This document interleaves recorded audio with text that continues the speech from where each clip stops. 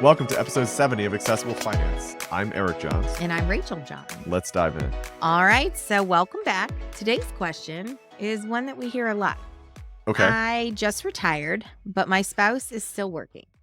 Got it. Right? How often do we really see people retiring at the same time? Exact same time. Very unlikely. How should we handle taxes now that our income brackets are so different? Okay. It's such a unique situation for couples who aren't quite on the same retirement timeline. So where should they start? Probably looking at their current year tax scenario, right? So this is actually super helpful for tax planning. What this means is you're going to be lower. Typically, one spouse has just stopped working. Right. And we're going to try to be doing some math. We're going to be talking about Social Security. We're going to be talking about your cash flow needs. So we want to quantify your cash flow needs. What does that mean? That means how much are you spending every year? And now I will say, right about this time is when the average person who's looking at retiring and enjoying their lives, eyes kind of start to glaze over. Right. Because they very oftentimes don't care nearly as much about taxes as you do. It's so fun, guys. So it's great. It is really it's helpful really great to have somebody who genuinely loves the stuff that you're not super fond of. I like it because it's value that we can guarantee to provide to clients, right? Like it's value. We can't guarantee returns in the market. No matter what investment we select, wherever we go, there's no guarantees in equity markets. That's a great point. Right? There are guarantees that you can save on taxes if you play the game correctly. And that makes it fun. Yeah. Okay. Objective winning. Oh, objective winning that's gonna be on my tombstone. Right? Like that's there. Right in your sweet spot there. Absolutely. Winning is my jam. All right. So then what's the first thing that couples should think about when it comes to taxes in this situation? Okay. We're going to assume, we need to know your tax status. We need to know if you're married filing jointly or if you're married filing separately or if you're both just filing as single, for some reason. Maybe you just live together and you never tie the knot or whatever. Yeah. Doesn't matter. The impact of retirement income. So did your spouse stop working? Does that mean that they have a pension that kicks in? Do they have deferred compensation? Do they have Social Security? We need to quantify and calculate, quantify, and plan for, map out all of your income streams. Okay. Whether it's from your W-2, maybe you're receiving a W-2, maybe it's a 1099. It doesn't matter. However you're paid, we need to know what that is, what it's classified, how it's going to be categorized, and then we're going to math all of it out. We're going to map it out, and then we're going to calculate it with it in tax planning software and get super granular. So what this means typically is that we're going to have lower taxable income than we would have had when you're both working. Right? Like maybe you do have a pension, but typically your pension's not going to be 100% of your salary. Yeah. Oftentimes your income replacements that you have when you are retired are not 100% of what your income was. Right. Absolutely not. Then we're going to do things like we're going to calibrate your W-4, which is your withholdings calculation. So typically what we can do is, boy, there's so much to talk about. I'm trying not to get too focused. I'll let you dabble. In the weeds. I'll let you dabble in the weeds. But we're going to consider adjusting the withholdings for the employed spouse, right? Either down or up, depending on what kind of actions we're going to take in the tax arena and what might those actions look like. It's Roth conversion time, baby. We're going to talk Roth conversions.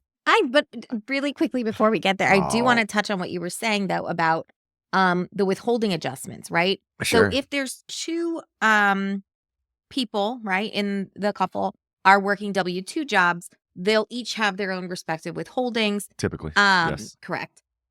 We've seen scenarios where that wouldn't necessarily be the case. That would be a whole separate episode if we needed to touch on that. But oftentimes, more times than not, you will see that each person in the couple has the withholdings from their W-4, so from the W-2 job. So once one of the couples stops working, right?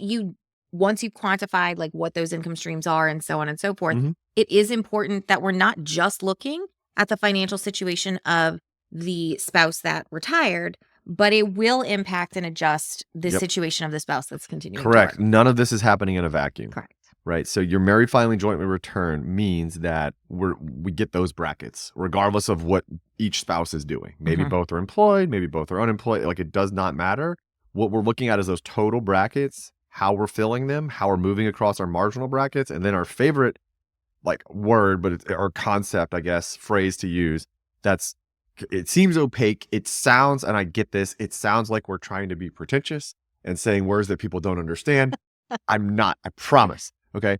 We're talking about marginal effective tax rate. What does that mean? We did do a whole episode We did. on We that. absolutely did. It can But be just, very I want to distill it. granular. I agree. I'm not good at distilling things. Rachel is super good at That being is- succinct and Oh. making things accessible. She's a fantastic You teacher. like me. I'm less good. I do like you.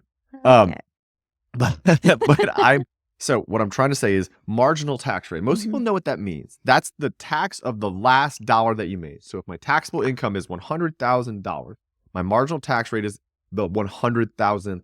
And typically that number is actually reflected on like the one pager that your Yeah. accountant will give you after they file your tax return. Somewhere towards the bottom, it'll have like your Right. So marginal. it's essentially tax the rate. highest tax bracket that Yes. you're paying any tax What in. your like last okay? dollar. Yeah, your last dollar's taxed at. That's your Right. marginal tax rate. And when we say marginal effective tax rate, we're really just talking about that, which means your marginal tax rate, just the last tax rate that your dollar is going to be hit with. Mhm. And then we're adding a couple things that we're considering additional taxes, even though they're not quite there.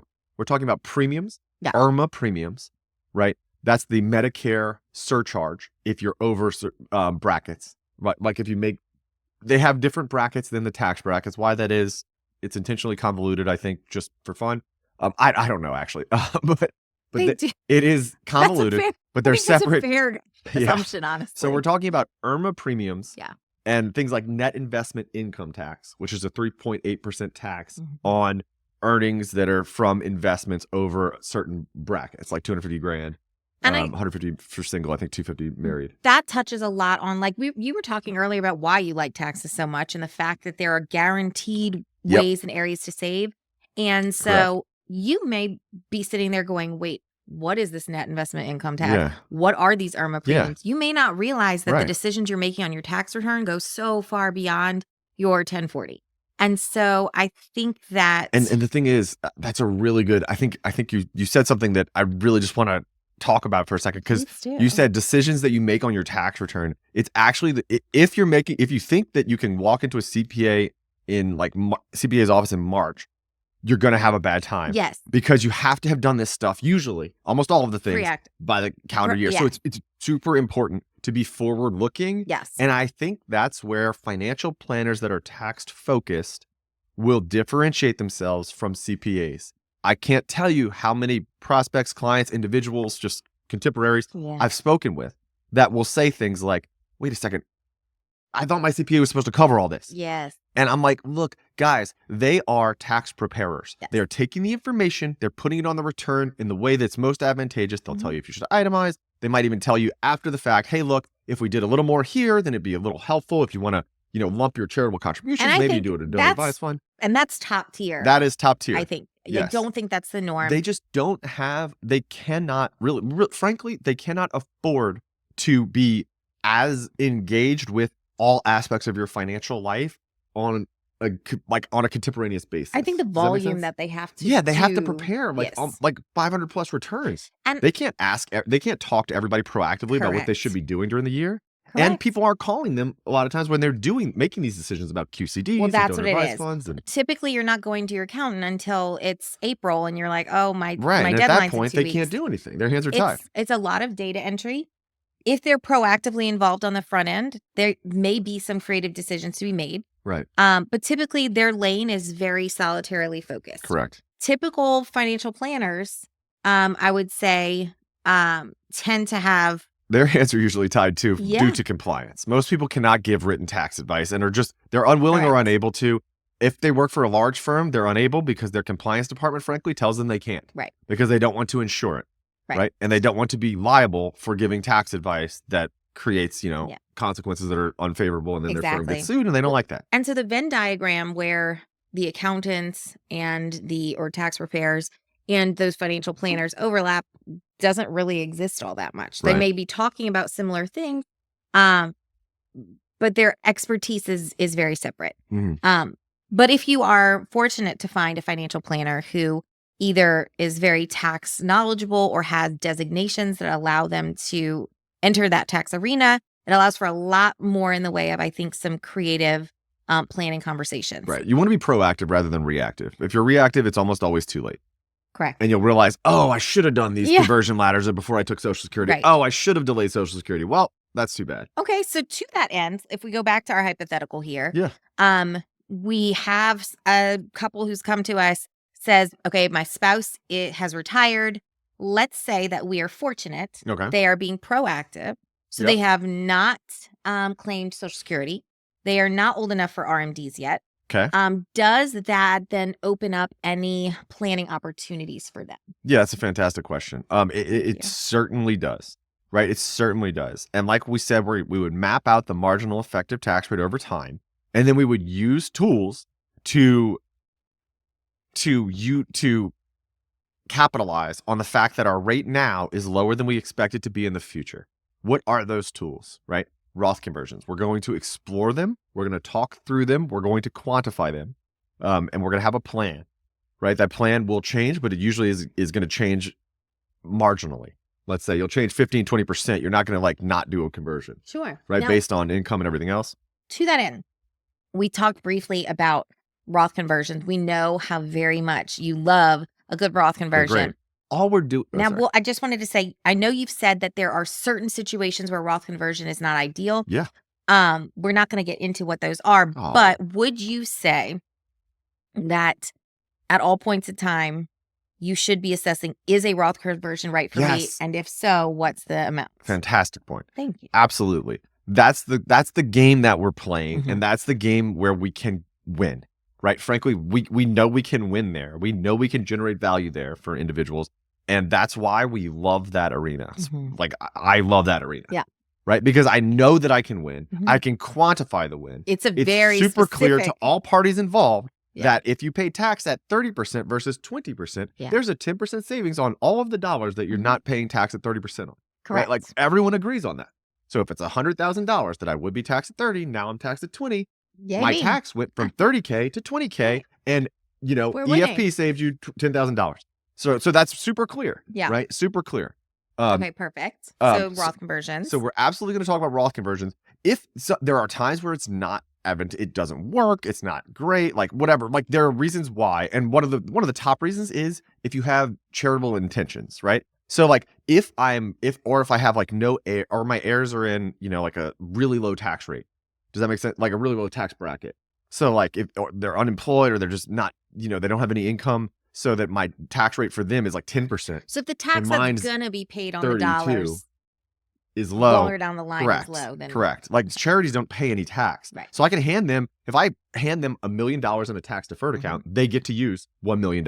If I pay 20% tax on it, and now I hand them $800,000 Mhm. in a Roth account, well, now they have $800,000. Right. They don't pay the tax, so they'd rather have the $1 million. And if I'm charitably inclined, Mhm. I'd rather them have the $1 million too. Now, 'cause I don't have to pay that the end, though, tax. when you say charitably inclined, we're not talking, I want to give a $5,000 donation to my church. Correct. Right. We're talking like a Like a- large portion of your. Like a trust and endowment. Yeah. So I think that's important because I think kind that of the a bequest. majority of people may say, oh, like maybe a Roth conversion's not good for me. I am charitably inclined. I do like to contribute That's to a my good point. grandkids' school. Fair point. We're not talking No. We're not talking the small typical ball. amount that Yeah, people yeah. are going to be. And I understand $5,000 is not considered small ball At all. Look, I But get we're it. talking about it in terms of the percentage of, I think, your net worth. Correct. Right. Correct. So if we're talking a large. And there are actually, those tools can be used in conjunction with Roth conversions, because what you're doing by that, like if I want to give $5,000 oh boy, I don't want to go down that hole too much, but basically, another episode on yeah, that. I'll do another episode. It's on a it. lot. Right. So, Okay, but yes, let's. okay. I'm Anyway, gonna reel him in. there are other tools. Okay, so right? we've got Roth conversions. Roth conversion. You can harvest capital gains. What that means is if I know that I'm going to need to sell assets, securities in my taxable account, and maybe they have huge gains trap. Maybe I had, $100,000 of VTI, which is just like total US market Okay. back in 1990. Now it's worth 1 million, let's say. All right. It's probably worth more than that now. But anyway, it's worth 1 million. Sorry, I was just doing mental math to calculate how long ago 1990 was, and now I feel very old. I know. We are old. It's unfortunate. Okay, so you've had a lot of trap. I have a gains. huge gains, but I know I'm going to Okay. need this because remember, I wanted to buy, maybe I want to buy again, like a property, a vacation property. Sure. All right. So maybe it's a beach house. All right. So I know I'm going to need to sell these assets to make my purchase.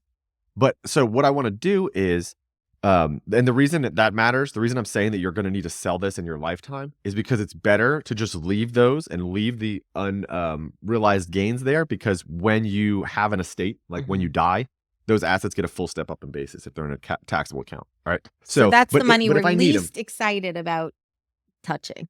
Right. Well, second least, Roth is probably the least. Okay, fair. But yeah, we're not super excited about it unless we need it. So I know that I need this money. All right. And and I'm not comfortable with Roth conversions. I don't want to do it. I don't want to pay the government tax ahead of time. Whatever your reasoning, right? We've gone through Roth conversions. You've decided I don't want that. Well, now you could harvest capital gains. What that means is we take the brackets where your shortfall is, right? Like, and we can oftentimes sell those securities and pay 0% capital gains up to a certain level, right? Maybe $40,000 married filing jointly. If your spouse is still working, then you might still pay something, but maybe you're going to be paying 15 instead of the 23.8.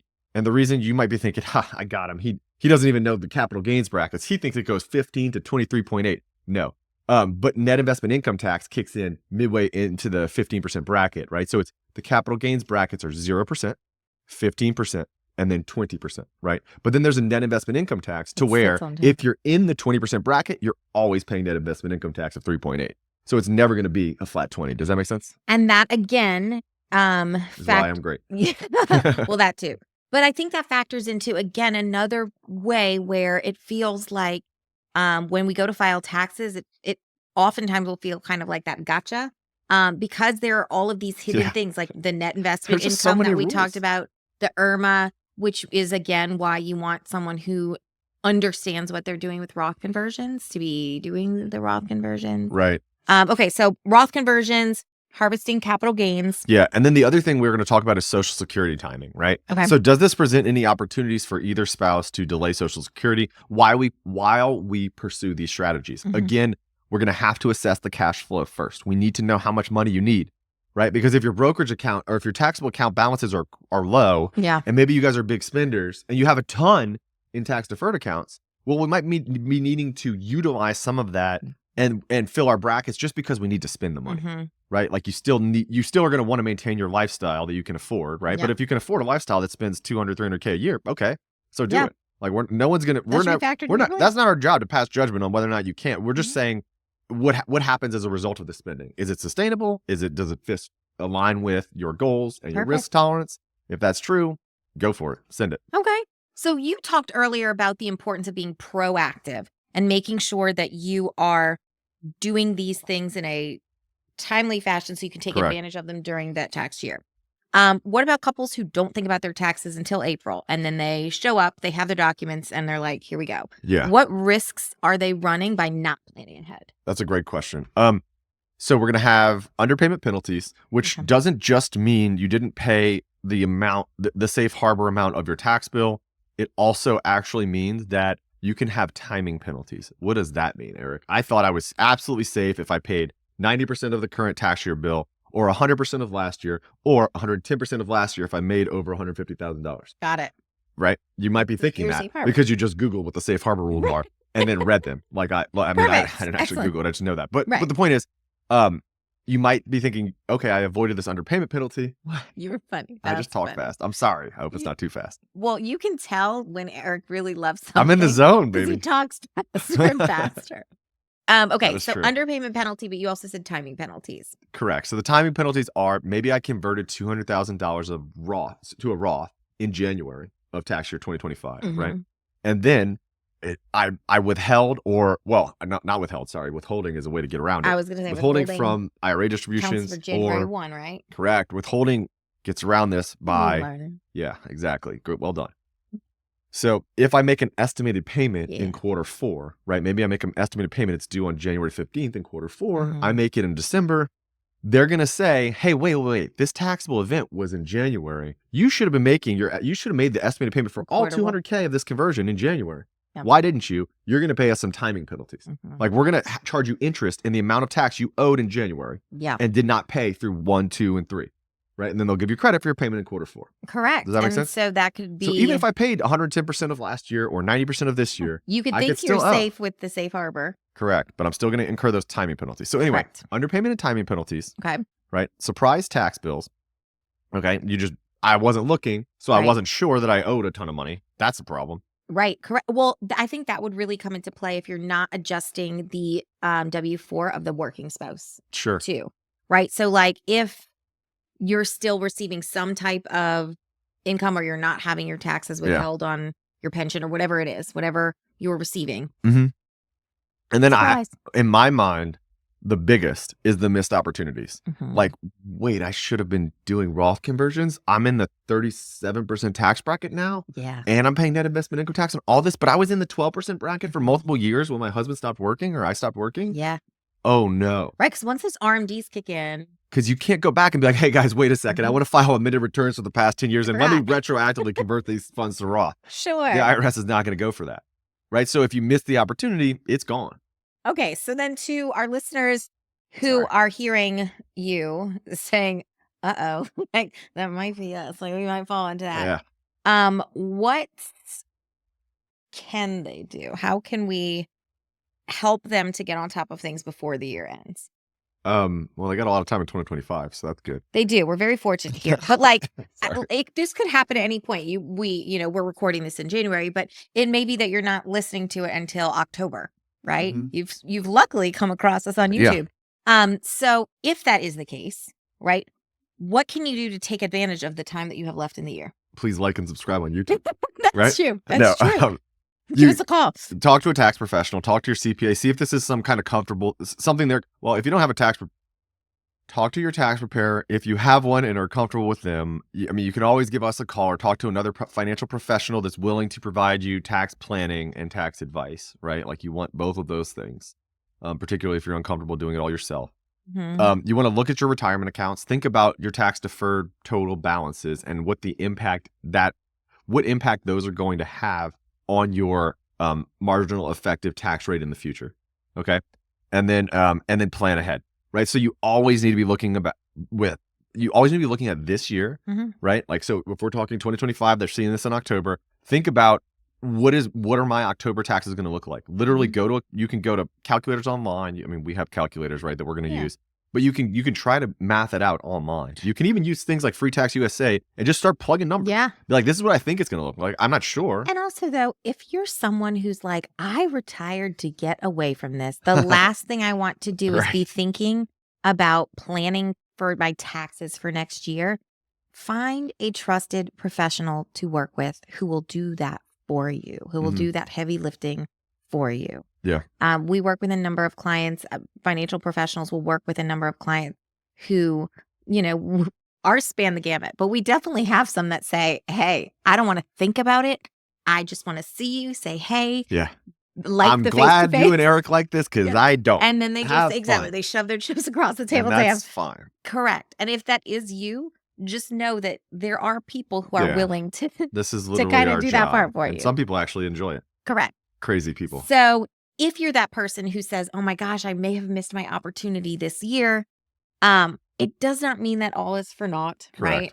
Eric loves to beat the drum that it is about our taxes over lifetime. Right. And so there's still life to live, decisions to be made. Yep. But the earlier that you can be proactive and start making those decisions, the better off you'll be. Absolutely. One brief interjection, I guess, or caveat here.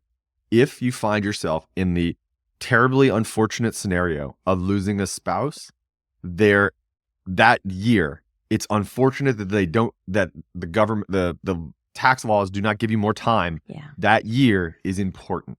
And Roth conversions specifically have a December 31st deadline. So if your spouse happens to die in the second half of the year, you might want to act quickly. Look, I absolutely understand saving money on taxes is absolutely not going to be at the forefront of your mind, and it shouldn't be. I understand that. We get that, right? But this is it's why a terrible situation. The time to know and think about it is before you're in that position. Correct. That 100% agree with that. Absolutely. We've seen this. It's happened in our personal lives as well, where we have lost people, or we know people who have lost people in October, in November, and then they're scrambling. That 1 month.